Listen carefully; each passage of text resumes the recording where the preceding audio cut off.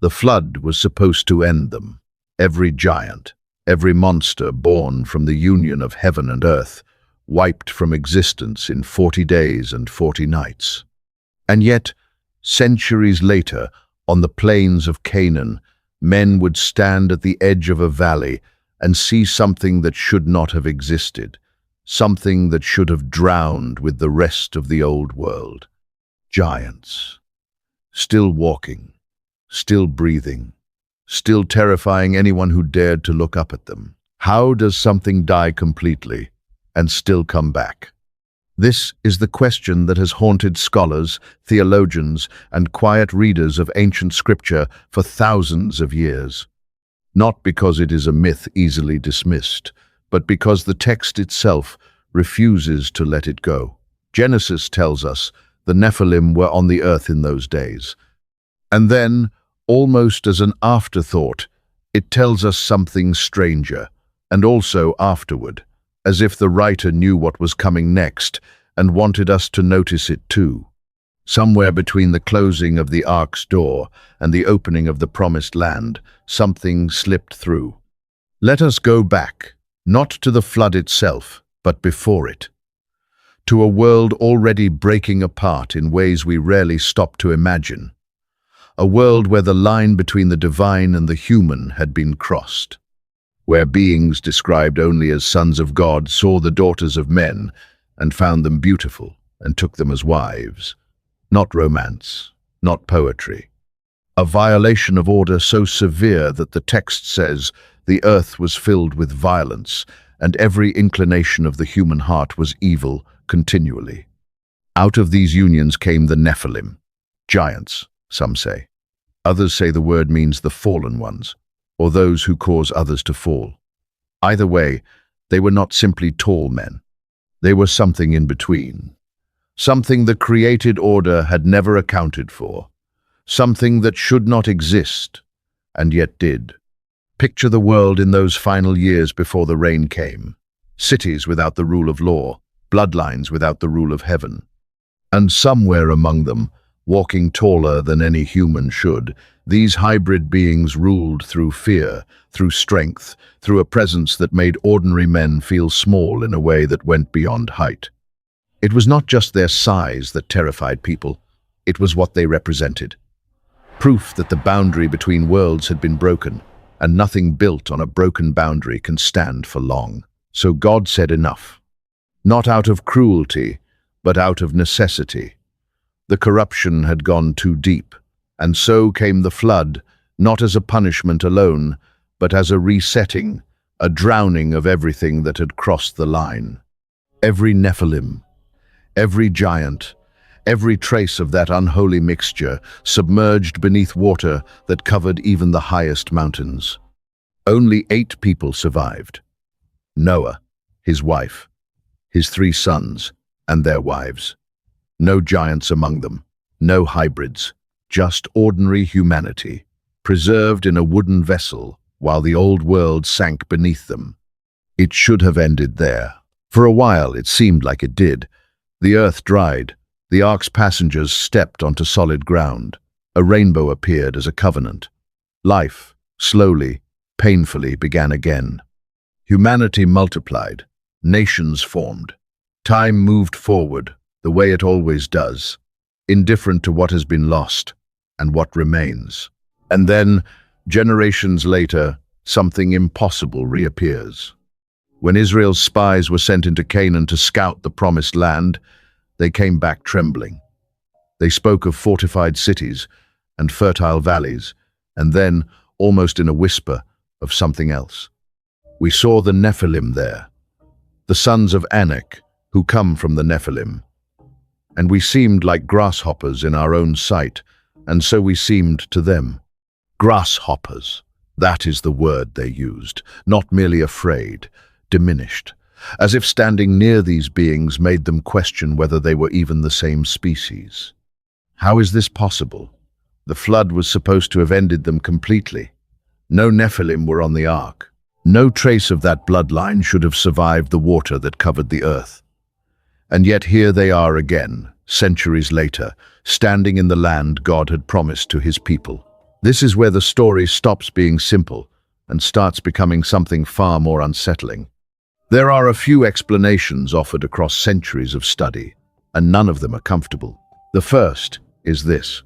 Perhaps the corruption did not begin and end with a single event before the flood. Perhaps whatever spiritual mechanism allowed heavenly beings to cross into the human realm the first time was never fully closed. If the boundary could be broken once, it could be broken again.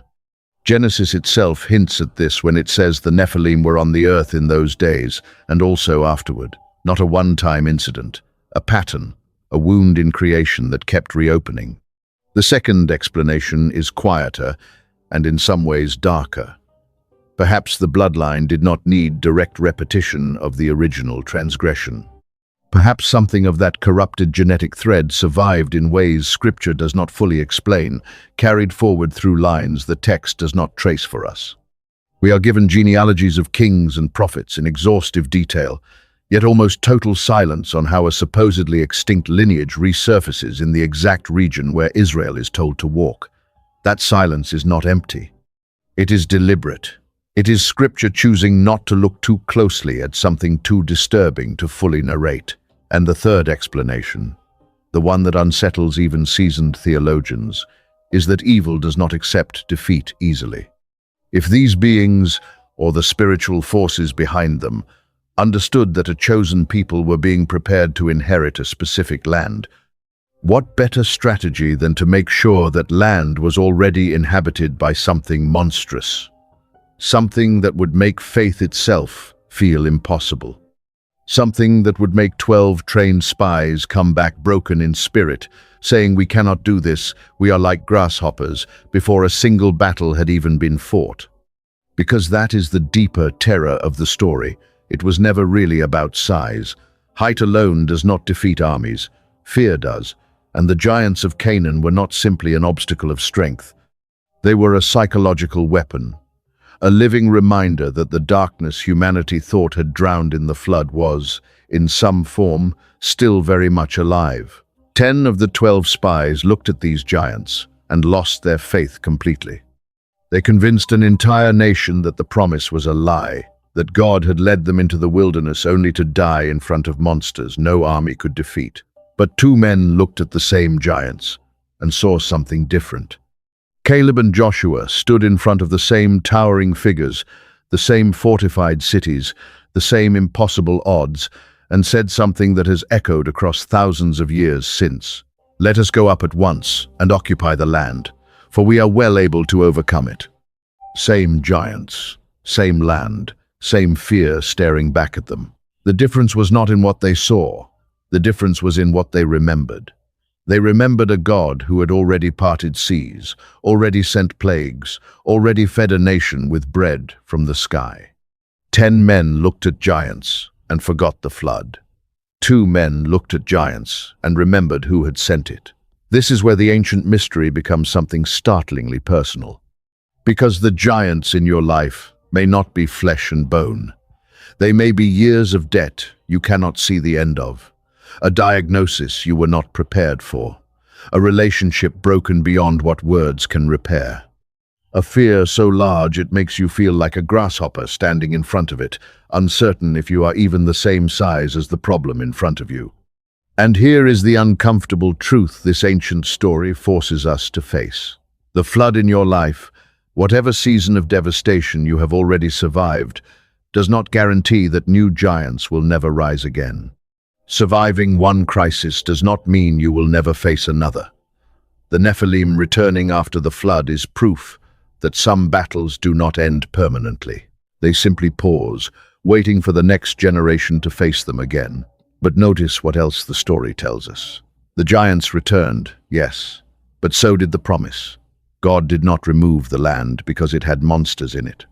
He did not change his plan because fear had re-entered the picture. The promise stood exactly where it always stood, on the other side of the very thing that terrified them most.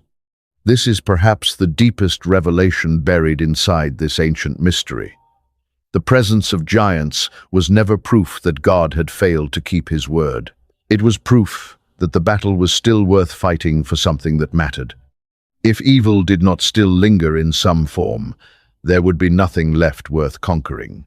If every giant had truly been erased forever, there would be no test of faith left to prove who truly believed the promise and who only believed in comfortable circumstances. So, when you feel that same crushing sensation, that grasshopper feeling, standing in front of something too large to face alone, understand what that feeling actually is.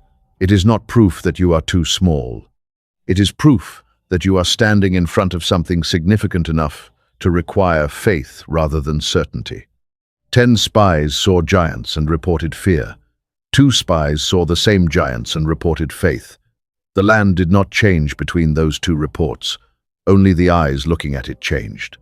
Perhaps that is the final and most haunting truth hidden inside this ancient text. The giants never fully disappeared from human history, not because God's judgment failed, but because human choice never stopped repeating itself. Every generation faces its own flood, and almost every generation afterward faces its own return of giants. The question this story leaves for you is not whether giants exist in your life. They already do. The real question is which report you will carry back. The one that says, "We are like grasshoppers and cannot possibly face what stands before us," or the one that says we are well able because we remember who sent the flood and who still keeps his promises on the other side of impossible things. Somewhere between the ark and the promised land, giants return to the earth, and somewhere between your own private flood and your own promised future, they may already be waiting for you too. The only question left is whether you will stand at the edge of that valley and see monsters, or